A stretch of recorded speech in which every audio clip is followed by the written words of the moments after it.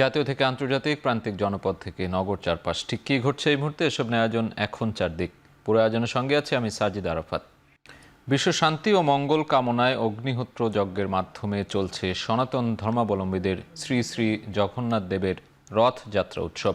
স্বামীবাগ আশ্রম থেকে শুরু হয়ে রথযাত্রা চলছে।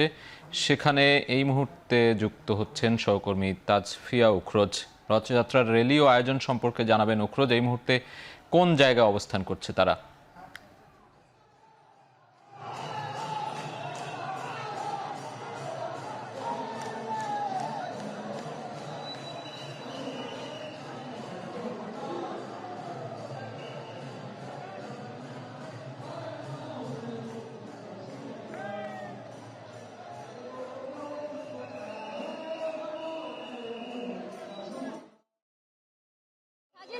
হিন্দু ধর্মাবলম্বীদের যে সবচেয়ে বড় উৎসব রয়েছে রথযাত্রার উৎসব, সেটি কিন্তু আজ শুরু হয়েছে এবং তার যে মূল আকর্ষণ, যে শোভাযাত্রার যে আয়োজন তারা করে থাকেন, সেটিও কিন্তু শুরু হয়েছে। এবং আমরা দেখতে পেয়েছি যে এই শোভাযাত্রাটি কিন্তু শুরু হয়েছে স্বামীবাগের আশ্রম থেকে এবং সেই শোভাযাত্রাটি কিন্তু এখন ঢাকেশ্বরী মন্দিরের দিকে এগোচ্ছে। এবং আমরা এই মুহূর্তে ঠিক প্রেস ক্লাবের সামনে রয়েছি এবং এই যে শোভাযাত্রাটি রয়েছে এটি প্রেস ক্লাবের পর দোয়েল চত্বর হয়ে ঢাকেশ্বরী মন্দিরে গিয়ে থামবে এবং সেখানে যে এই যে রথযাত্রার যে অন্য আনুষ্ঠানিকতাগুলো রয়েছে সেগুলো কিন্তু সেখানে তাই ভক্তরা, হাজারো যে পুণ্যার্থীরা রয়েছেন তারা আসলে সেগুলো পালন করবেন। এছাড়া আরেকটি বিষয় এখানে বলতে চাই, এই রথযাত্রা উপলক্ষে কিন্তু আইন শৃঙ্খলা বাহিনীর যে তৎপরতা সেটি আসলে চোখে পড়ার মতো। আমরা দেখতে পেয়েছি যে এই যে র্যালিটি রয়েছে সেটির সামনে এবং শেষে এবং মাঝখানের বিভিন্ন পয়েন্টে কিন্তু আইন শৃঙ্খলা রক্ষাকারী বাহিনীর সদস্যরা কিন্তু তাদের যে দায়িত্ব সেটি তারা পালন করছেন, যাতে করে এই যে র্যালি রয়েছে সেখানে অনাকাঙ্ক্ষিত কোনো ঘটনা না ঘটে। এছাড়া এই যে শোভাযাত্রাটি রয়েছে সেটিতে আমরা দেখতে পাচ্ছি যে ভক্তরা যারা রয়েছে তারা বিভিন্ন রকম যে আনুষ্ঠানিকতা রয়েছে সেগুলো তারা পালন করছেন এবং তাদের শোভাযাত্রাটি নিয়ে তারা ঢাকেশ্বরী মন্দিরের দিকে আসলে এগোচ্ছেন। এবং আমরা জানি যে আসলে রথযাত্রা উপলক্ষে আমরা জানি যে অন্যান্য যে আনুষ্ঠানিকতাগুলো রয়েছে যে সেগুলো কিন্তু পালন করা হবে এবং এই যে র্যালিটি রয়েছে সেটি কিন্তু ঢাকেশ্বরী মন্দিরে গিয়ে শেষ হবে। তো এই ছিল আমার কাছে রথযাত্রার যে শোভাযাত্রা, সেখান থেকে সব শেষ। এই মুহূর্তে ঐতিহ্যবাহী ধামরাই রথযাত্রা উৎসব প্রাঙ্গণ থেকে যুক্ত হচ্ছেন সহকর্মী সিউল আহমেদ। সিউল, জানাবেন যে কখন উপস্থিত হবেন স্বরাষ্ট্র উপদেষ্টা, তার এই উদ্বোধন করার কথা রয়েছে এবং এই আয়োজনের বিস্তারিত জানাবেন।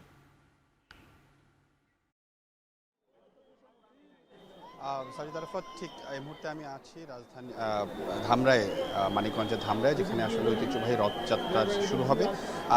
এখানকার যে যারা আয়োজনকারী আছেন তারা বলছেন যে স্বরাষ্ট্র উপদেষ্টা বিকাল 5টা নাগাদ এখানে আসবেন, তবে এখনও পর্যন্ত তিনি উপস্থিত হয়নি। তবে এখানকার যারা আইন শৃঙ্খলা বাহিনী আছেন তারা পুরোপুরি প্রস্তুত রয়েছেন যে যাতে কোনো ধরনের অনাকাঙ্ক্ষিত ঘটনা না ঘটে। আমরা দেখেছি 3 স্তরের যে নিরাপত্তা সেটি নেওয়া হয়েছে, সেনাবাহিনীকে এখানে ডিপ্লয়েড করা হয়েছে, সেনাবাহিনীর অনেক সদস্যদেরকে আমরা দেখেছি। এবং একই সাথে আপনাকে মনে রাখি যে এই যে রথযাত্রা সেটি কিন্তু 5টা 15-তে শুরু হওয়ার কথা রয়েছে এবং এই 5টা 15-তে রথযাত্রা শুরু হবে। এই রথযাত্রা, ফিরতি রথযাত্রা ঠিক 9 দিন পরে 6 জুলাই এই ফিরতি রথযাত্রা কিন্তু হবে। আপনাকে আরেকটি বলে রাখি যে হিন্দু সম্প্রদায়ের পবিত্র যে উৎসব রথযাত্রা সেটি আসলে দুপুর 3টার আনুষ্ঠানিকতা শুরু হয়ে গেছে। বাংলাদেশের যে ইসকন রয়েছে সেই ইসকন বাংলাদেশের পক্ষ নিয়ে বাংলাদেশে প্রায় 128টি রথযাত্রা কিন্তু হবে, অনুষ্ঠিত হবে। এবং একটি বিষয় আপনাকে বলে রাখি, সেটি হচ্ছে যে এই রথযাত্রা আসলে যেই 128টি রথযাত্রা হবে তার মধ্যে বলা হচ্ছে যে এটি কিন্তু এশিয়ার মধ্যে দ্বিতীয় বৃহত্তম যেই দ্বিতীয় যে রথযাত্রা সেটি কিন্তু চলছে। এবং আরেকটি বিষয় আপনাকে বলে রাখি, এই রথযাত্রায় কিন্তু আমরা দেখছি দুপুর থেকেই যারা আছেন, যারা দুপুর থেকেই এখানে যারা ভক্ত অনুরাগী আছেন তারা কিন্তু দুপুর থেকেই এই রথযাত্রায় উপস্থিত হবেন বলে অংশগ্রহণ করেছেন। এবং শুধুমাত্র হিন্দু সম্প্রদায়ের লোকজনে আমরা এখানে বিভিন্ন ধর্মের যেই লোকজন আছে তারা সকলেই কিন্তু এই রথযাত্রায় উপস্থিত হয়েছেন। একটি বিষয় আপনাকে বলে রাখি, সেটি হচ্ছে যে প্রতি বছরই আসলে চন্দ্র আষাঢ়ের শুক্লপক্ষের দ্বিতীয়া তিথিতে শুরু হয় এই শ্রী শ্রী জগন্নাথ দেবের রথযাত্রা, আর এর ঠিক 9 দিনের মাথায় কিন্তু উল্টা রথযাত্রা শুরু হয়। এবং আরেকটি বিষয় আপনাকে বলি, এই রথযাত্রা কিন্তু এখান থেকে ঠিক 5:15 শুরু হবে, পরে এটিকে নিয়ে যাওয়া হবে হচ্ছে আপনার সামনে আরেকটি মন্দির আছে, সেখানে নিয়ে যাওয়া হবে। তারপরে ঠিক 9 দিন পরে 6 জুলাই এই উল্টা রথযাত্রাটি কিন্তু এখানে উল্টা রথযাত্রা যেটি আছে সেটি অনুষ্ঠিত হবে। আরেকটি বিষয় আপনাকে বলি, সেটি স্বরাষ্ট্র উপদেষ্টার এখানে পৌঁছানোর কথা ঠিক 5টায়, এরপরে তিনি এটি উদ্বোধন করবেন, তারপর ঠিক 5:15 এই রথযাত্রাটি হওয়ার কথা রয়েছে। এবং এছাড়াও এলাকার যে অন্যান্য নেতাকর্মীরা রয়েছেন প্লাস অন্যান্য যারা ব্যক্তিবর্গ রয়েছেন তারা সকলেই কিন্তু এই রথযাত্রা উদ্বোধনের অপেক্ষায় আছেন এবং তারা সকলেই কিন্তু এখানে উপস্থিত হয়েছেন। আপনাকে আরেকটি জিনিস বলি, সেটি হচ্ছে যে পুরো এশিয়ার মধ্যে যে দ্বিতীয় বৃহত্তম রথযাত্রা, প্রায় 400 বছরের পুরনো যে রথযাত্রা বলা হয়ে থাকে এটিকে, এবং এই রথযাত্রা কিন্তু একই সাথে ঢাকার যে ইসকনের প্রধান শাখা রয়েছেন সেখান থেকে উদ্বোধন শুরু হয়েছে এবং এখানেও কিন্তু ঠিক কিছুক্ষণের মধ্যে রথযাত্রা অনুষ্ঠিত হবে। আর সাজিদ আরাফাত, এই ছিল আমার কাছে মানিকগঞ্জ থেকে, ধামরাই থেকে সর্বশেষ তথ্য। ধামরাই থেকে রথযাত্রা উৎসবের সবশেষ খবর জানাচ্ছিলেন সহকর্মী সিউল আহমেদ। এদিকে ঢাকার বাইরেও বাদ্যযন্ত্রের তালে তালে সুসজ্জিত রথ টেনে চলছে উৎসব। এ উপলক্ষে বিভিন্ন স্থানে বসেছে মেলা। এ নিয়ে জানাতে বরিশাল থেকে যুক্ত হচ্ছেন সহকর্মী অমিত হাসান, সিলেট থেকে সন্দীপন শুভ এবং কক্সবাজার থেকে যুক্ত হচ্ছেন মন্তোষ বেদজ্ঞ। শুরুতে আমরা যেতে চাই বরিশালে অমিতের কাছে। অমিত, সেখানে ভক্তদের উপস্থিতি কেমন দেখছেন এই মুহূর্তে? সাজিদ, একটু জানিয়ে রাখি, বেলা 3:30 থেকেই কিন্তু এই রথযাত্রা অনুষ্ঠান শুরু হয় এবং বরিশাল বিএম কলেজ রোড থেকে এটি শুরু হয়ে বরিশালের প্রধান যে সড়কগুলো রয়েছে সেগুলো প্রদক্ষিণ করে আবার বিএম কলেজ রোডে এসে কিন্তু কিছুক্ষণ আগেই পৌঁছেছে। এবং এই মুহূর্তে দেখছেন যে রথযাত্রায় প্রচুর পরিমাণ ভক্তদের উপস্থিতি রয়েছে এবং তারা সেই বিকেল থেকেই কিন্তু এই রথযাত্রায় দড়ি টেনে সুসজ্জিত যে রথযাত্রাগুলো রয়েছিল সেই রথগুলো নিয়ে টেনে কিন্তু তারা বরিশাল শহর প্রদক্ষিণ করেছেন। এবং এই মুহূর্তে দেখছেন বিভিন্ন সাজে রথযাত্রাগুলো সাজানো হয়েছে এবং এই মুহূর্তে দর্শনার্থীদের ভিড়ও রয়েছে এবং প্রচুর নাচ গান করে তারা কিন্তু এই অনুষ্ঠানটি উদযাপন করছেন। এবং একটু জানিয়ে রাখি যে আষাঢ় মাসের শুল্কপক্ষের দ্বিতীয় তিথি এবং এই তিথিতেই জগন্নাথ দেবের রথযাত্রাটি অনুষ্ঠিত হয়। এই উপলক্ষে বরিশাল সহ সারা দেশে বিভিন্ন স্থানে মন্দির ও ধর্মীয় স্থানে নানা ধরনের আয়োজন করা হয়েছে। মূলত রথযাত্রা হলো সনাতন ধর্মাবলম্বীদের দেবতা জগন্নাথ, বলরাম ও শুভ্রদার 3টি সুসজ্জিত মূর্তির রথে করে জগন্নাথ দেবের মন্দির থেকে মাসির বাড়ি পর্যন্ত যাত্রা করা হয়। সেই যাত্রাটি শেষ করে এই মুহূর্তে কিন্তু দেখছেন যারা ভক্তরা রয়েছে তারা এই যে সড়কগুলো প্রদক্ষিণ করছেন এবং সেই মন্দির প্রাঙ্গণে গিয়ে শেষ করবেন এবং বিভিন্নভাবে তাদের যে প্রসাদগুলো রয়েছে সেগুলো ভক্তদের উদ্দেশ্যে ছুড়ে দেওয়া হয়েছে, সেগুলো ভক্তরা নিয়েছেন। এবং এই অনুষ্ঠানে যুক্ত হতে পেরে যারা ভক্তরা রয়েছেন তারা খুব আনন্দ প্রকাশ করেছেন, সন্তোষ প্রকাশ করেছেন এবং তারা বলছেন যে প্রতি বছরের ন্যায় এবারও তারা এই আনন্দ উপভোগ করছেন, এই রথযাত্রায় অংশগ্রহণ করেছেন এবং তারা বলছেন এই রথযাত্রায় আসলে সকলের প্রতি শান্তি কামনা করছেন। তারা এই দিনে যেন সকলের প্রতি শান্তি বর্ষিত হয় এমনটি প্রার্থনা করছেন। এবং এই রথযাত্রা উপলক্ষে বরিশালের বিভিন্ন জায়গা থেকে আমরা দেখেছি যারা ভক্ত রয়েছেন তারা এসে উপস্থিত হয়েছেন এবং আইন শৃঙ্খলা বাহিনীর তৎপরতা বেশ ভালো ছিল, বিশেষ করে সেনাবাহিনী, পুলিশ, র্যাব থেকে শুরু করে সব ধরনের আইন শৃঙ্খলা বাহিনীর তৎপরতা দেখেছি এবং তারা কিন্তু এই পুরো শোভাযাত্রার সাথেই অংশগ্রহণ করেছেন। এবং এই রথযাত্রা ছাড়াও এই দিনটি উপলক্ষে বরিশালের বিভিন্ন মন্দিরে দেখা যাচ্ছে পূজা অর্চনা অনুষ্ঠিত হয়েছে। এছাড়াও সদর রোডের জগন্নাথ মন্দির থেকেও একটি রথযাত্রা বের হয়েছে এবং সেখানেও আমরা দেখেছি যে ভক্তদের প্রচুর পরিমাণ ভিড় রয়েছে। এবং এই মুহূর্তে যদি দেখায় যে বরিশাল বিএম কলেজ রোডে কিন্তু প্রচুর পরিমাণ ভক্তদের ভিড় রয়েছে এবং তারা এই যে রথযাত্রার দিনটি সেটি কিন্তু নানাভাবে উদযাপন করছে। সব মিলিয়ে বলা যায় বরিশালে একটি উৎসবমুখর পরিবেশ কিন্তু এই মুহূর্তে বিরাজ করছে। তো বরিশাল থেকে এই ছিল রথযাত্রার আমার কাছে সর্বশেষ। সাজিদ, ধন্যবাদ অমিত। আমরা যুক্ত ছিলাম বরিশালে আমাদের সহকর্মী অমিত হাসানের সঙ্গে। এই পর্যায়ে যেতে চাই সিলেটে সন্দীপন শুভর কাছে। শুভ, আপনি সেখানে রয়েছেন, ভক্তদের উপস্থিতি কেমন দেখছেন এবং রথযাত্রা ঘিরে কি কি আয়োজন করা হয়েছে? সাজিদ, আমি যেখানে দাঁড়িয়ে আছি এই মাঠে কিন্তু 200 বছর যাবৎ সিলেটের রথযাত্রা অনুষ্ঠিত হয়। এই উৎসবটি কিন্তু আসলে সবাইকে রঙিন করে তোলে এবং ধর্মীয় ভাবগাম্ভীর্য বজায় রেখে কিন্তু উৎসবময়তায় মেতে ওঠেন সবাই। এবং এই মুহূর্তে সিলেটের নগরীর যে রিকাবি বাজার, সেই রিকাবি বাজার রথের মাঠ হিসেবে সুপরিচিত। সেই মাঠে কিন্তু যজ্ঞ শুরু হয়েছে। সেই যজ্ঞে কিন্তু ইতোমধ্যে আমরা দেখতে পাচ্ছি সনাতনীরা তাদের ভক্তি নিবেদন করছেন, শ্রদ্ধা নিবেদন করছেন এবং পুষ্পার্ঘ্য নিবেদন করছেন এবং তাদের এই আরতি এবং আরতির পরে কিন্তু ভজন কীর্তন, তারপর প্রসাদ নিবেদন শেষ হলে এই রথটি কিন্তু নগরীর বিভিন্ন জায়গায় বেরিয়ে পড়বে, অর্থাৎ তাদের যে বিভিন্ন দেবালয়ে আবার পৌঁছে যাবে। একটু তথ্য জানিয়ে রাখতে চাই, আজকে কিন্তু সিলেট নগরীর 25টি মন্দির থেকে এই রথ এখানে এসেছে। বিভিন্ন বড় বড় মন্দির যেগুলো জগন্নাথ দেব পূজিত হয়ে থাকেন, অর্থাৎ জগন্নাথ বলদেব সুভদ্রা পূজিত হয়ে থাকেন, সেই সব মন্দির থেকে কিন্তু আজকে এখানে এসেছেন এবং এখানে আরতি এবং ভজন এবং কীর্তন অনুষ্ঠান শেষে কিন্তু আবারও তারা মন্দিরে ফিরে যাবেন। তবে যে সনাতনী বিশ্বাস অনুযায়ী জগন্নাথ দেব প্রতি বছরে একবার এখানে ভক্তদেরকে দেখা দেন এবং আশীর্বাদ দান করেন এবং তিনি আবার মাসির বাড়ি ফিরে যান এবং 9 দিন পর উনি আবার উনার বাড়িতে ফিরে আসেন। এরকম একটি কথা কিন্তু রয়েছে সনাতনী ধর্ম বিশ্বাস অনুযায়ী।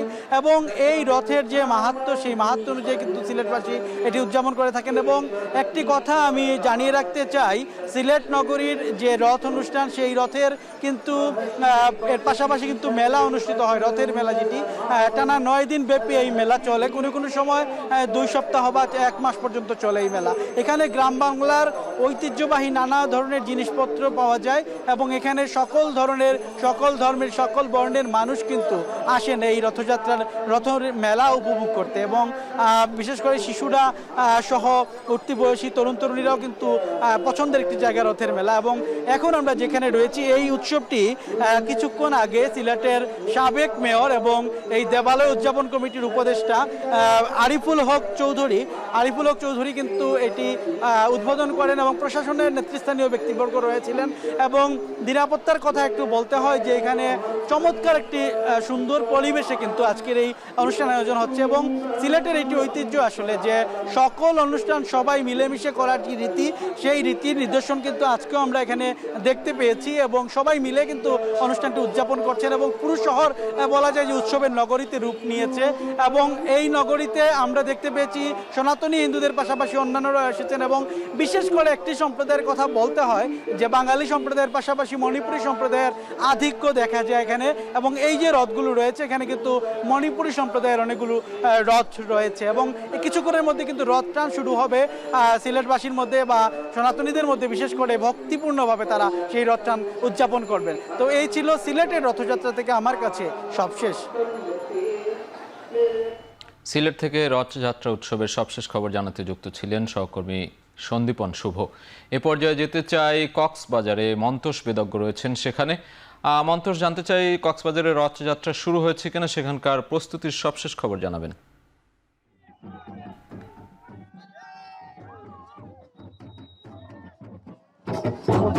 কক্সবাজারে যে রথযাত্রা শুরু হয়েছে, এটি বিকেল 4:30 নাগাদ আসলে শুরু হয় এবং এখন পর্যন্ত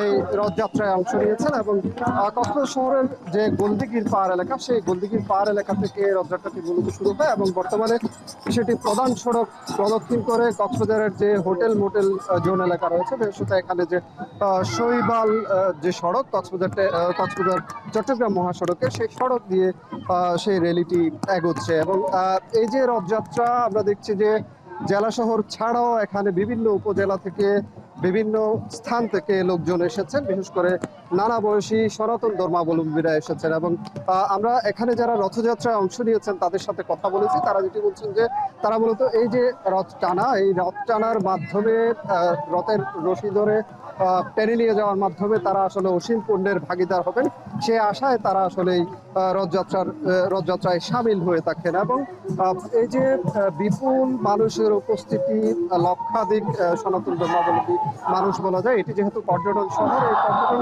শহর ঘিরে এই যে উৎসবের একটি আমেজ, সেটি কিন্তু এখানে যারা কক্সবাজার শহরে ভ্রমণে এসেছেন দেশের বিভিন্ন প্রান্ত থেকে, তাদের কাছেও একটি উৎসবের কারণ হয়ে দাঁড়িয়েছে। এবং সড়ক জুড়ে যেহেতু বিপুল মানুষের উপস্থিতি রয়েছে, সড়কের দুপাশেও আমরা দেখছি যে লোকজন এই রথযাত্রাটিকে দেখছেন এবং সনাতন ধর্মাবলম্বী যারা রয়েছেন তারা মূলত এই রথযাত্রায় অংশ নেওয়ার মাধ্যমে তাদের যে অসীম পুণ্যের ভাগীদার হওয়া সেই কাজটি তারা কিন্তু করছেন। এবং এই যে রথযাত্রা, এটি কিন্তু আগামী 9 দিন পরে আবার যে স্থান থেকে রথযাত্রা শুরু হয়েছিল সেই একই স্থানে গিয়ে এই রথযাত্রাটি শেষ হবে। এবং এটি কিন্তু শুধু একটি ধর্মীয় উৎসব নয়, এটি এখানকার সাংস্কৃতিক এবং এখানকার যে লোকজ ঐতিহ্য সেটিও কিন্তু বহন করে। এবং সনাতন সম্প্রদায়ের মানুষ কিন্তু অত্যন্ত আনন্দ উচ্ছ্বাসের সাথে এই দিনটি এখানে পালন করছে, রথযাত্রায় অংশ নিয়েছে। এই ছিল কক্সবাজার থেকে সবশেষ। রথযাত্রা আয়োজনের সবশেষ খবর জানাতে বরিশাল থেকে অমিত হাসান, সিলেট থেকে সন্দীপন শুভ এবং কক্সবাজার থেকে যুক্ত ছিলেন মন্তোষ বেদজ্ঞ। এদিকে পাহান্ডি বিজয় উৎসবের মধ্য দিয়ে ভারতের পুরীতে চলছে ঐতিহাসিক রথযাত্রা। সকাল থেকেই ভক্তদের জয় জগন্নাথ ধ্বনিতে মুখরিত শ্রীক্ষেত্র। মন্দির নগরীতে লাখ লাখ ভক্তের সমাগম।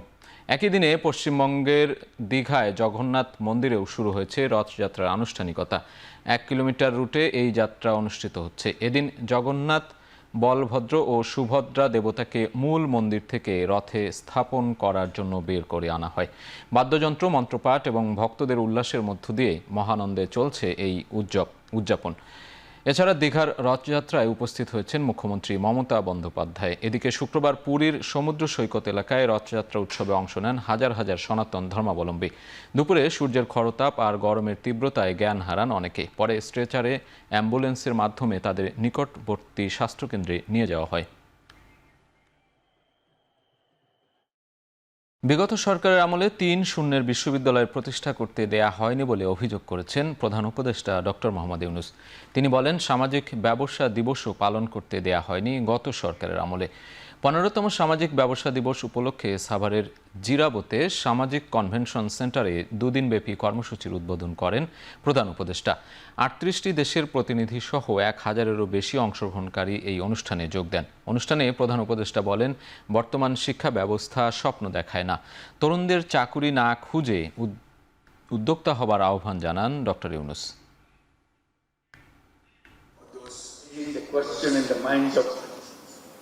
Business leaders, what business could be, what the power of business is all about. So even the remarks you made in the opening ceremony,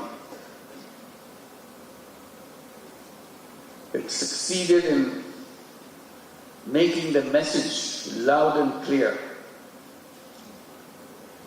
for all of us who are here. RFL water পাম্পের auto thermal technology, যা বেশি হিটে নষ্ট হয় না, শতভাগ মসৃণ, brush impeller নিশ্চিত করে অধিক পানির flow. RFL water pump on করলে পানির তুফান। নিজেদের ফায়দা আদায়ে ইনকাম ট্যাক্সে বিএনপির নাম ভাঙিয়ে একটি সুবিধাভোগী চক্র আন্দোলন করছে বলে অভিযোগ করেছেন বিএনপির জ্যেষ্ঠ যুগ্ম মহাসচিব অ্যাডভোকেট রুহুল কবির রিজভী। সকালে নয়াপল্টনে ঢাকা মহানগর বাংলাদেশ পূজা উদযাপন ফ্রন্ট আয়োজিত রথযাত্রা উপলক্ষে আলোচনা সভায় এই মন্তব্য করেন তিনি। বিএনপির নামে যারা অপকর্ম করছে তাদের বিষয়ে নেতাকর্মীদের সতর্ক থাকার আহ্বান জানিয়ে বলেন, রক্ত ও সংগ্রামের মধ্যে দিয়ে যে সুযোগ সৃষ্টি হয়েছে তাতে সামনের দিনে ভালো রাজনৈতিক পরিবেশ তৈরি হবে, সত্যিকারের গণতন্ত্র প্রতিষ্ঠিত হবে। তিনি আরও বলেন, সাবেক প্রধান নির্বাচন কমিশনার হাবিবুল আউয়ালের কথাতেই স্পষ্ট হয়েছে, হাসিনার আমলে সব নির্বাচন অবৈধভাবে অনুষ্ঠিত হয়েছিল। সরকার সংস্কার করে যৌক্তিক সময়ে সরকার নির্বাচন দেবেন বলে প্রত্যাশা ব্যক্ত করেন রিজভী। শেখ হাসিনার নেতৃত্বে যেটি ছিল সেটি অবৈধ পার্লামেন্ট, অবৈধ সংসদ সদস্য, অবৈধ প্রধানমন্ত্রী, অবৈধ রাষ্ট্রপতি এবং তাদের হাত দিয়ে যারা নিয়োগ পেয়েছিলেন, সচিব বলুন আর বিভিন্ন কর্পোরেশনের কর্মকর্তারা বলুন, তারা প্রত্যেকেই অবৈধ এবং তাদের নিয়োগকৃত বিচারকরাও অবৈধ ছিলেন এবং তাদের দেওয়া রায়গুলোও ছিল অবৈধ। তাহলে আমরা একটা অবৈধ দুঃশাসন এবং আইনের মধ্যে আমাদের জীবনযাপন করতে হয়েছে। অন্তর্বর্তী সরকারের প্রধান ব্যর্থতা হচ্ছে এই সরকার কোনো কর্তৃত্ব দেখাতে পারেনি। সকালে রাজধানীর বিজয়নগরে দলটির কেন্দ্রীয় কার্যালয়ে সংবাদ সম্মেলনে এমন মন্তব্য করেন দলের চেয়ারম্যান মুজিবুর রহমান মঞ্জু।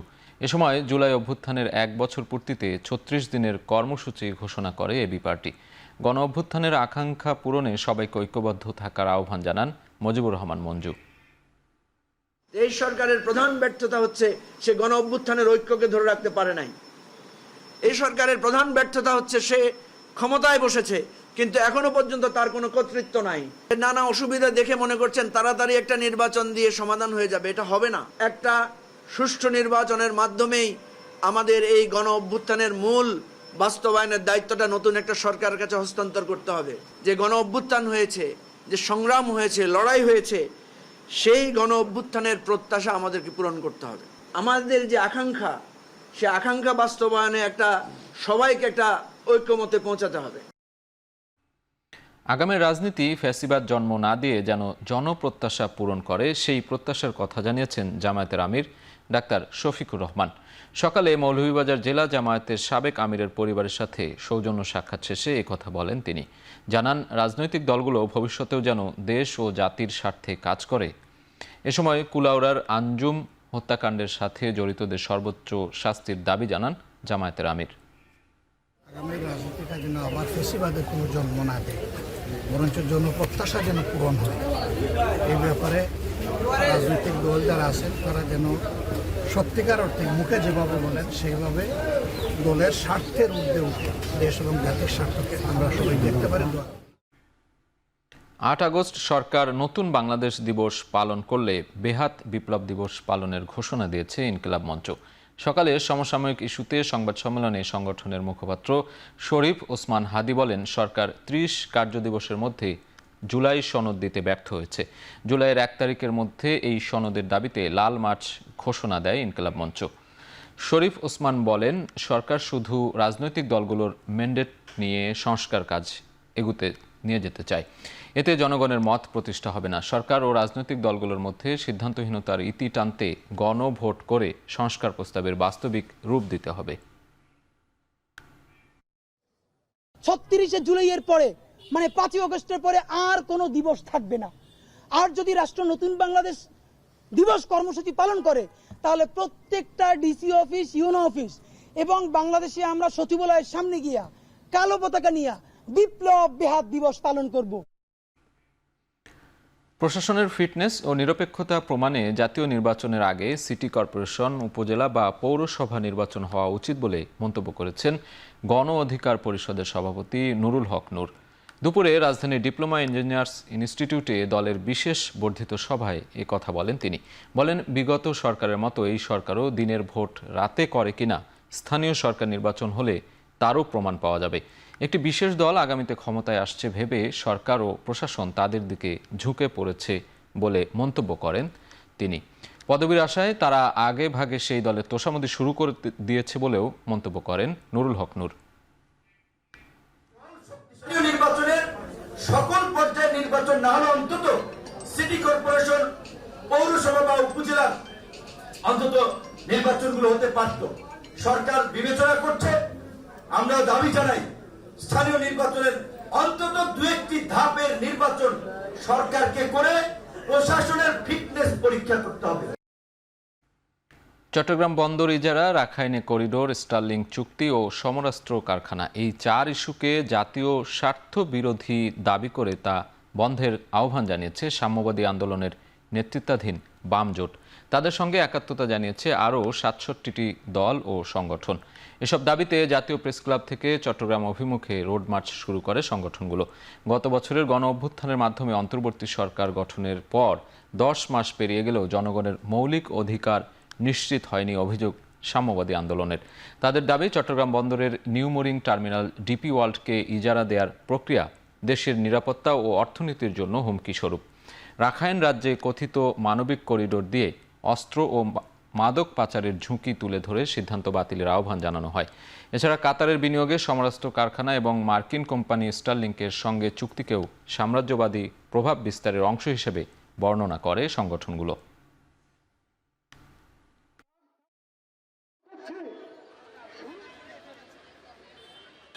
সরকারের ধারাবাহিকতায় অন্তর্বর্তীকালীন সরকার বন্দরকে ইজারা দেওয়া সহ যে কাজ করতে চাইছেন তার থেকে তারা পিছু হটবেন। আর এটা নিয়ে আগামীকাল রোড মার্চের শেষে আর কোন আন্দোলনের বৃহত্তর কর্মসূচি দিতে হবে না। কিন্তু যদি সরকার এই দায়িত্ব পালন না করে আগামীকাল সমাপনী সমাবেশ থেকে আমরা ঘোষণা পাঠের সাথে সাথে আন্দোলনের বৃহত্তর কর্মসূচি ঘোষণা করব। রাষ্ট্রদ্রোহ ও প্রহসনে নির্বাচনের অভিযোগে সাবেক প্রধান নির্বাচন কমিশনার KM নুরুল হুদার ফের 4 দিনের রিমান্ড মঞ্জুর করেছেন সিএমএম আদালত। দুপুরে শেরেবাংলা নগর থানার মামলায় আসামিকে আদালতে হাজির করে 10 দিনের রিমান্ড আবেদন করেন। উভয় পক্ষের শুনানি শেষে ঢাকার চিফ মেট্রোপলিটন ম্যাজিস্ট্রেট আদালত 4 দিনের রিমান্ড মঞ্জুর করেন। রাষ্ট্রপক্ষের আইনজীবী আদালতকে জানান, সাবেক সিএসি নুরুল হুদা পাতানো নির্বাচন করে সরকারি অর্থ আত্মসাৎ করেছেন, ভোটারদের সাথে প্রতারণা করেছে দাবি করে তার রিমান্ড আবেদন জানান। তবে আসামি পক্ষের আইনজীবীরা রিমান্ড বিরোধিতা করে জামিন চান।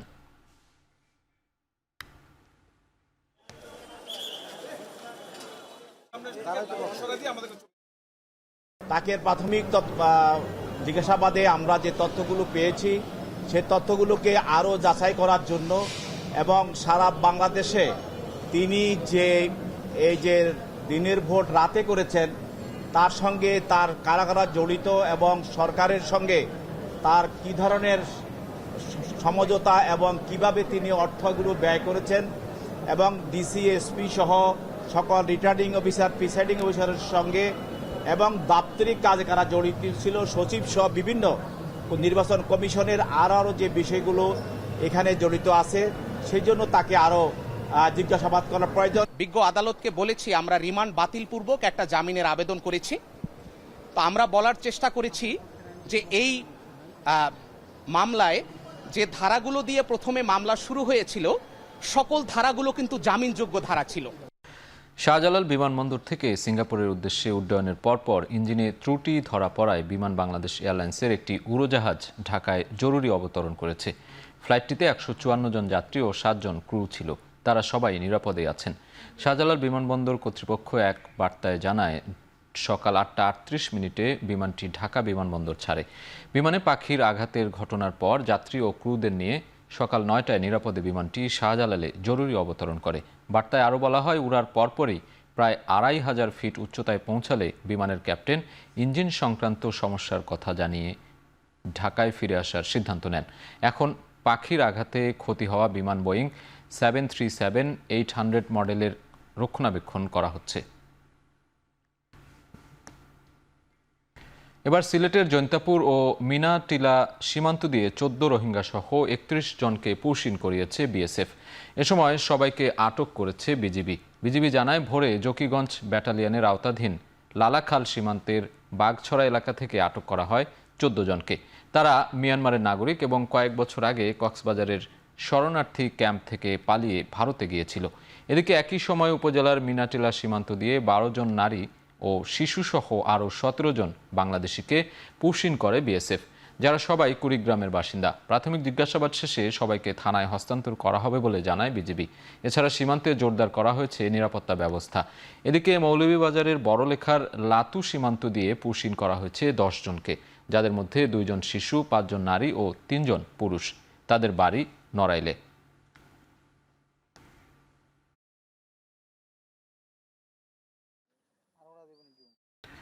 বরগুনায় এখনও কমছে না ডেঙ্গুর প্রকোপ। শুক্রবার সকাল 11টা পর্যন্ত গত 24 ঘন্টায় ডেঙ্গুতে আক্রান্ত হয়েছেন আরও 70 জন।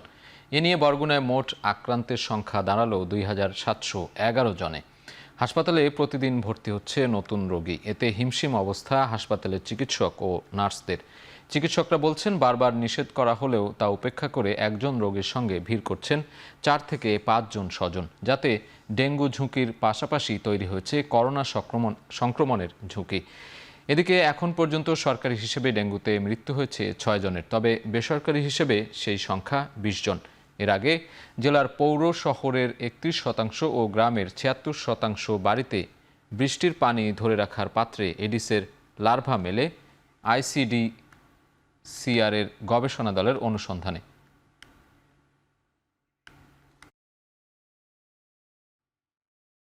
চট্টগ্রামে করোনায় নতুন করে আরও এক নারী মারা গেছেন। এ নিয়ে জেলায় মোট মৃতের সংখ্যা দাঁড়ালো 7 জনে। শুক্রবার সকালে চট্টগ্রাম নগরীর জেনারেল হাসপাতালে দেখা যায় করোনা আক্রান্ত হয়ে ভর্তি হয়েছেন 4 জন, আর আইসিইউতে ভর্তি আছেন এক নারী। সিভিল সার্জন কার্যালয়ের সবশেষ তথ্য অনুযায়ী চট্টগ্রামে নতুন করে আক্রান্ত হয়েছেন 13 জন। এ নিয়ে 3 সপ্তাহের ব্যবধানে আক্রান্তের সংখ্যা মোট 112 জন।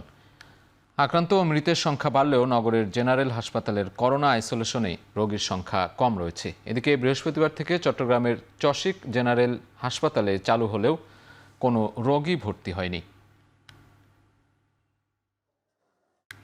সাপ্তাহিক ছুটির দিনে কক্সবাজার ও কুয়াকাটা সমুদ্র সৈকতে ভিড় বেড়েছে পর্যটকদের। এতে স্বস্তি এসেছে হোটেল, রেস্তোরাঁ, পরিবহন ব্যবস্থা সহ সামগ্রিক পর্যটন খাতে। সকাল থেকেই সমুদ্রের মনোরম দৃশ্য উপভোগের জন্য কক্সবাজারের লাবণী ও সুগন্ধা সৈকতে ভিড় করেন পর্যটকরা। দুর্যোগপূর্ণ আবহাওয়ার মাঝেও সমুদ্রের অপরূপ বৈচিত্র্য উপভোগের পাশাপাশি দর্শনীয় স্পটে ঘুরছেন তারা। পর্যটকদের ভিড়ে হোটেল ও রেস্তোরাঁর অধিকাংশ রুম বুকিং হয়ে গেছে আগেই। এতে খুশি হোটেল মালিকরাও। এদিকে সাপ্তাহিক ছুটির ভিড়ে কুয়াকাটা সমুদ্র সৈকতেও ভিড় বেড়েছে। পর্যটকদের যথাযথ নিরাপত্তার জন্য ব্যবস্থা নিয়েছে স্থানীয় প্রশাসন। পার্বত্য এলাকার সন্ত্রাসী কর্মকাণ্ডে ভীত হয়ে ঘরছাড়া ক্ষুদ্র নৃগোষ্ঠীর 89টি পরিবারের সদস্যরা নিজ বাড়িতে ফিরতে শুরু করেছেন। দীর্ঘদিন পর সেনাবাহিনীর তৎপরতায় ফিরতে শুরু করেছেন তারা। স্থানীয় প্রশাসন জানায়, পার্বত্য জেলা বান্দরবানে 2020 সালে কুকিচিন ন্যাশনাল ফ্রন্ট KNF নামে একটি উগ্রবাদী সংগঠন গড়ে ওঠে। এরই ধারাবাহিকতায় শক্তিমত্তার জানান দিতে সংগঠনটি 2022 সালের এপ্রিল মাসে রুমা ও থানচি উপজেলায় সোনালী ব্যাংক এবং কৃষি ব্যাংক ডাকাতি করে। এরপরই অভিযানে নামে যৌথ বাহিনী। গ্রেপ্তারের ভয়ে গ্রাম ছেড়ে পালিয়ে পার্শ্ববর্তী দেশ ভারতের মিজোরাম সহ বিভিন্ন স্থানে আশ্রয় নেয় অসংখ্য পরিবার। দীর্ঘদিন পর সেনাবাহিনীর সহায়তায় গ্রামে ফিরতে শুরু করেছে রুমা ও থানচি উপজেলার 89টি পরিবারের 5 শতাধিক ক্ষুদ্র নৃগোষ্ঠীর বাসিন্দারা। সেনাবাহিনী জানায়, ভুক্তভোগী পরিবারকে মৌলিক অধিকার ফিরিয়ে দেওয়ার প্রচেষ্টা অব্যাহত থাকবে।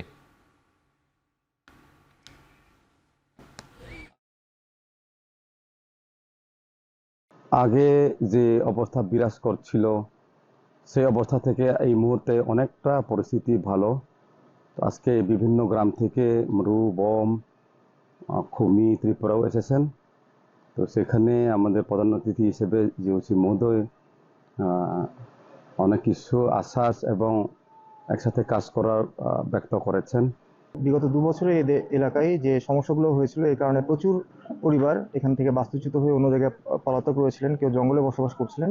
বর্তমানে পরিস্থিতি স্বাভাবিক হওয়াতে অনেকেই আস্তে আস্তে ফেরত আসা শুরু করেছেন। চট্টগ্রামের লালখান বাজারে একটি ক্লিনিকে অক্সিজেন সিলিন্ডার বিস্ফোরণ হয়ে আগুন লেগেছে। দুপুর 3টার দিকে মমতানগর মাতৃ সনদ ক্লিনিকে এই বিস্ফোরণ ঘটে। হাসপাতাল কর্তৃপক্ষ জানায়, আগুন লাগার পর থেকে বন্ধ রয়েছে হাসপাতালের বিদ্যুৎ সরবরাহ, বন্ধ রয়েছে সেবা কার্যক্রম। এতে হাসপাতাল থেকে সরিয়ে নেওয়া হচ্ছে ভর্তি থাকা 13 জন প্রসূতি রোগীকে। ফায়ার সার্ভিস জানায়, ক্লিনিকের নিচতলায় অপারেশন থিয়েটারে ঘটে বিস্ফোরণের ঘটনা। পরে খবর পেয়ে ঘটনাস্থলে এসে আগুন নিয়ন্ত্রণে আনে ফায়ার সার্ভিসের 3টি ইউনিট। এ সময় আতঙ্ক ছড়িয়ে পড়ে পুরো হাসপাতাল জুড়ে। তবে অপারেশন থিয়েটারে কেউ না থাকায় কোনো হতাহতের ঘটনা ঘটেনি। এবার আন্তর্জাতিক প্রসঙ্গ। ক্ষমতাসীন মুসলিম লীগ নওয়াজ পাকিস্তানের অভ্যন্তরীণ রাজনীতি থেকে কারাবন্দী সাবেক প্রেসিডেন্ট ইমরান খানকে সরানোর চেষ্টা করছে বলে অভিযোগ পাকিস্তান তেহরিক-ই-ইনসাম PTI এর। তাদের দাবি, মিথ্যা মামলায় ইমরান খানকে আটকে রাখার পাশাপাশি বিচার ব্যবস্থায় প্রভাব খাটিয়ে সাবেক প্রধানমন্ত্রীকে নেতাকর্মীদের সঙ্গে দেখা করতে দেয়া হচ্ছে না। যদিও এই অভিযোগ অস্বীকার করে উল্টো PTI-কে কাঠগড়ায় দাঁড় করাচ্ছে ক্ষমতাসীন মুসলিম লীগ। PMLN নেতা আজমা বুখারির দাবি, ইমরানকে সরানোর -1 ফর্মুলার পেছনে সাবেক প্রধানমন্ত্রীর বোন আলিমা খানের যোগসাজশ রয়েছে। তিনি আরও দাবি করেছেন যে ইমরান খান নওয়াজ শরীফকে পাকিস্তানের রাজনীতি থেকে সরিয়ে দিতে চেয়েছিলেন। নিজের দলের লোকরাই এখন সেই ইমরানকে সরাতে মরিয়া। ইরানের সর্বোচ্চ নেতা আয়াতুল্লাহ আলী খামেনিকে হত্যার পরিকল্পনা থাকলেও সুযোগ পায়নি ইসরায়েল। ইসরায়েলি গণমাধ্যম চ্যানেল 13কে দেয়া সাক্ষাৎকারে একথা জানান প্রতিরক্ষামন্ত্রী ইসরায়েল কাটজ। এ সময় তিনি বলেন, খামেনিকে হত্যার জন্য যুক্তরাষ্ট্রের অনুমতির প্রয়োজন ছিল না। ওয়াশিংটনের ভেটো দেয়ার সংবাদ মাধ্যমের প্রতিবেদনগুলোকে ভুয়া বলে উড়িয়ে দেন তিনি। কাজ দাবি করেন খামেনি জানতেন যে তাকে হত্যা করার চেষ্টা চলছে, এজন্য তিনি ভূগর্ভের অনেক গভীরে নিরাপদ আশ্রয়ে চলে যান এবং সবার সঙ্গে যোগাযোগ বিচ্ছিন্ন করে দেন। তবে সংঘাত চলাকালীন কয়েকটি ভিডিও বার্তায় খামেনি জানান জেনারেলদের সঙ্গে তার যোগাযোগ আছে। মার্কিন প্রেসিডেন্ট ডোনাল্ড ট্রাম্প বলেছিলেন খামেনিকে হত্যার বিষয়ে বাধা দিয়েছিল যুক্তরাষ্ট্র।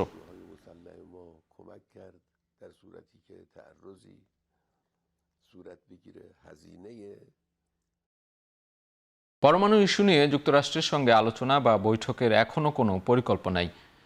আগামী সপ্তাহেই বৈঠকে বসবে ওয়াশিংটন ও তেহরান। মার্কিন প্রেসিডেন্ট ট্রাম্পের এমন বক্তব্যের প্রতিক্রিয়ায় একথা জানান ইরানের পররাষ্ট্রমন্ত্রী আব্বাস আরাগচি। দেশটির রাষ্ট্রীয় টেলিভিশনে দেওয়া সাক্ষাৎকারে পররাষ্ট্রমন্ত্রী বলেন, এই আলোচনা কার স্বার্থে এবং কী উদ্দেশ্যে করা হবে তা মূল্যায়ন করছে তেহরান। এর আগে 5 দফা আলোচনা করেও কোনো ফল আসেনি, বরং উল্টো পারমাণবিক স্থাপনায় হামলা চালায় ইসরায়েল ও যুক্তরাষ্ট্র। পররাষ্ট্রমন্ত্রী আরাগচি আরও জানান, মার্কিন হামলা পারমাণবিক স্থাপনার বেশ ক্ষয়ক্ষতি হয়েছে। এদিকে মার্কিন সিনেটের 100 জন সদস্য ইরানের পরমাণু স্থাপনার উপর হামলার বিষয় নিয়ে বৈঠক করেন। তাদের মতে তেহরানের পারমাণবিক স্থাপনার ব্যাপক ক্ষতি হয়েছে। আর হোয়াইট হাউস দাবি করছে মার্কিন হামলার আগে স্থাপনাগুলো থেকে সমৃদ্ধ ইউরেনিয়াম সরিয়ে নিতে পারেনি ইরান। গেল একদিনে ইসরায়েলি হামলায় গাজায় প্রাণ হারিয়েছে অন্তত 76 জন ফিলিস্তিনি, আর অপুষ্টিতে মারা গেছে 2 শিশু। দেইর আল বালাহ শহরের একটি মার্কেটে ড্রোন হামলা চালিয়ে 18 ফিলিস্তিনিকে হত্যা করে ইসরায়েলি বাহিনী। এছাড়া ইসরায়েলের বিতর্কিত ত্রাণ বিতরণ কেন্দ্রে সহায়তা সংগ্রহ করতে গিয়ে প্রাণ হারান বেশ কয়েকজন। গেল 1 মাসে যুক্তরাষ্ট্র সমর্থিত ইসরায়েলের গাজা হিউম্যানিটেরিয়ান ফাউন্ডেশনের থেকে ত্রাণ নিতে গিয়ে মারা গেছেন অন্তত 549 জন ফিলিস্তিনি। এদিকে গাজায় প্রবেশ করতে শুরু করেছে সহায়তা ট্রাক। গেল একদিনে খাদ্য ও চিকিৎসা সামগ্রী নিয়ে উপত্যকাটিতে 100টি ট্রাক প্রবেশ করেছে। এমন অবস্থায় গাজায় যুদ্ধবিরতি কার্যকরে আহ্বান জানিয়েছে ইউরোপীয় ইউনিয়ন।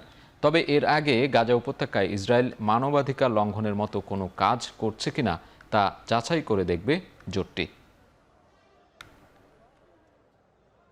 দক্ষিণ কোরিয়ায় যাত্রী বোঝাই ট্রেনের ভেতরে এক ব্যক্তির ইচ্ছেকৃত আগুন ধরিয়ে দেওয়ার ফুটেজ প্রকাশ করেছে প্রশাসন। সংগৃহীত সিসিটিভি ফুটেজে দেখা যায় সিউল সাবওয়ে লাইনের একটি বগিতে প্রথমে দাহ্য তরল ছিটিয়ে দেয় সন্দেহভাজন এক যাত্রী।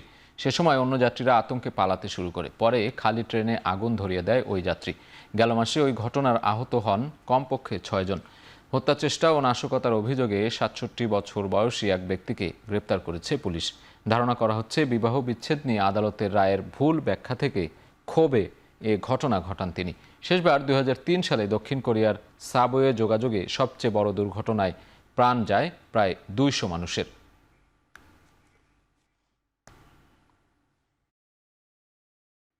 দর্শক, এই মুহূর্তে ঐতিহ্যবাহী ধামরাই রথযাত্রা উৎসবে উপস্থিত হয়ে কথা বলছেন স্বরাষ্ট্র উপদেষ্টা। আমরা সরাসরি চলে যাচ্ছি সেখানে। সার্বভৌম বাংলাদেশ, একই সঙ্গে গভীর শ্রদ্ধা স্মরণ করছি জুলাই গণ অভ্যুত্থানের সকল শহীদকে, যাদের আত্মদানে উন্মোচিত হয়েছে শোষণমুক্ত, বৈষম্যহীন ও সাম্যের এক নূতন বাংলাদেশ গড়ার পর। আমি আরও স্মরণ করছি এই আন্দোলনে যারা আহত হয়েছে ও পঙ্গুত্ব বরণ করেছেন সে সকল অকুতভয় ছাত্র এবং জনতাকে। 8 দিনের এই রথযাত্রা অনুষ্ঠানের শুভ উদ্বোধনী অনুষ্ঠানে উপলক্ষে বর্তমান অন্তর্বর্তী সরকারের পক্ষ থেকে আপনাদের জানাই আন্তরিক শুভেচ্ছা ও অভিনন্দন। যতদূর জানা যায় আমাদের এই উপমহাদেশে প্রাচীনকাল থেকেই রথযাত্রা অনুষ্ঠান প্রচলন রয়েছে। সেই ধারাবাহিকতায় বাংলাদেশেও এই রথযাত্রা পালিত হচ্ছে সুদীর্ঘকাল ধরে। এই অনুষ্ঠানটি আমাদের দেশের জগন্নাথ দেবের রথযাত্রা হিসাবে পরিচিত, কিন্তু ধামরাই রথযাত্রাটি যশো মাধবের রথযাত্রা হিসাবে সবাই জানে। এ কারণ হিসাবে জানতে পেরেছি একই দেবতার বিভিন্ন নামের কারণে রথযাত্রার অনুষ্ঠানে এই একাধিক পরিচিতি। নাম যাই হোক, আমাদের দেশে এই অনুষ্ঠানটি পঞ্জিকা অনুসরণ করে আষাঢ় মাসের একটি নির্দিষ্ট তিথিতে সর্বত্রই অনুষ্ঠিত হয়। প্রিয় উপস্থিতি, বাংলাদেশ সাম্প্রদায়িক সম্প্রীতির দেশ। আবহমানকাল ধরে এদেশে বিভিন্ন ধর্ম, বর্ণ, শ্রেণী এবং পেশার মানুষ পারস্পরিক সৌহার্দ্য ও সম্প্রীতি রেখে একসঙ্গে বসবাস করে আসছে। রথযাত্রা হিন্দু সম্প্রদায়ের একটি ধর্মীয় অনুষ্ঠান হলেও এই উপলক্ষে বিভিন্ন শ্রেণীর ধর্ম, বর্ণ, পেশা, ধনী, গরিব নির্বিশেষে অনেকেই দর্শনার্থী আসেন এবং অনুষ্ঠানে শরিক হন। এটি এ ভূখণ্ডের মানুষের অসাম্প্রদায়িক মানসিকতা ও ঐতিহ্যের প্রতিফলন। রথের মেলায় এসে আবার বৃদ্ধ বনিতা আনন্দ ও শুভেচ্ছা বিনিময় করেন। এই জাতীয় অনুষ্ঠানের মূল শিক্ষা সাম্যের বাণী প্রচার করেন। বর্তমান অন্তর্বর্তী সরকার এইটি বৈষম্যহীন ও মানবিক বাংলাদেশ প্রতিষ্ঠার লক্ষ্যে নিরলসভাবে কাজ করে যাচ্ছে। দীর্ঘদিনের বৈষম্য আর অনিয়ম দূর করে দেশে স্থায়ী শান্তি প্রতিষ্ঠা করাই এই সরকারের মূল লক্ষ্য। সংস্কারের মাধ্যমে এই সব অনিয়ম ও বৈষম্য দূর করতে হবে।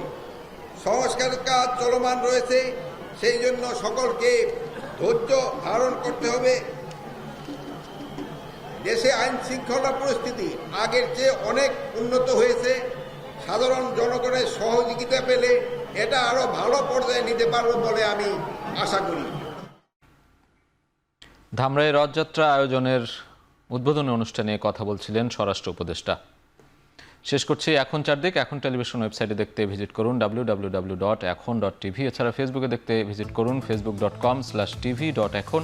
ইউটিউবে দেখতে ভিজিট করতে পারেন youtube.com/c/ekhon tv।